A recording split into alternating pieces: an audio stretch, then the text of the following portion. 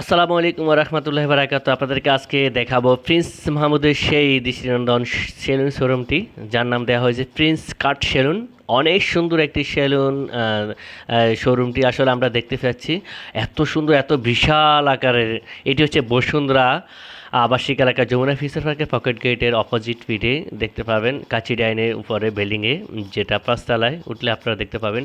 খুবই দৃষ্টিনন্দন, অনেক সুন্দর করে সাজিয়েছেন বিভিন্ন ধরনের ঝাড়বাতি, দামি দামি ঝাড়বাতি এবং বিভিন্ন ধরনের নান্দনিক ডিজাইন দিয়ে আসলে সাজানো হয়েছিল। দেখুন গ্লাসগুলো কি সুন্দর আকার, আপনাদেরকে দেখাতে চেষ্টা করতেছি যে আসলে গ্লাসগুলো দেখতে এতটাই সুন্দর, আমার অনেকটাই পছন্দ হয়েছে। দেখুন বিভিন্ন ক্রাফটগুলা দেখুন, লাইটিংগুলা এবং এই যে দেওয়ালে যে স্ট্রিট কাজগুলো দেখুন, এত সুন্দর আকারে আসলে চেয়ার গুলো অনেকটাই আরামদায়ক হবে।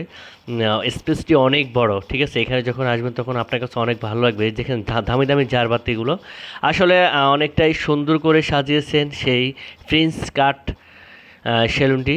যিনি যার কর্ণধার হয়েছে যিনি প্রিন্স মাহমুদ এবং লাইলা, দুজনে আসলে আজকে আসবেন এখানে এটি শোরুমটি উদ্বোধন করবেন।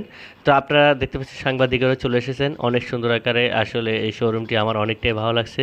আপনারা যে আসবেন অবশ্যই চলে আসবেন, অনেকটাই ভালো লাগবে এবং অনেকটাই আপনার কাছে প্রশান্তি লাগবে এখানে আসার পর বিশাল এই শোরুমে।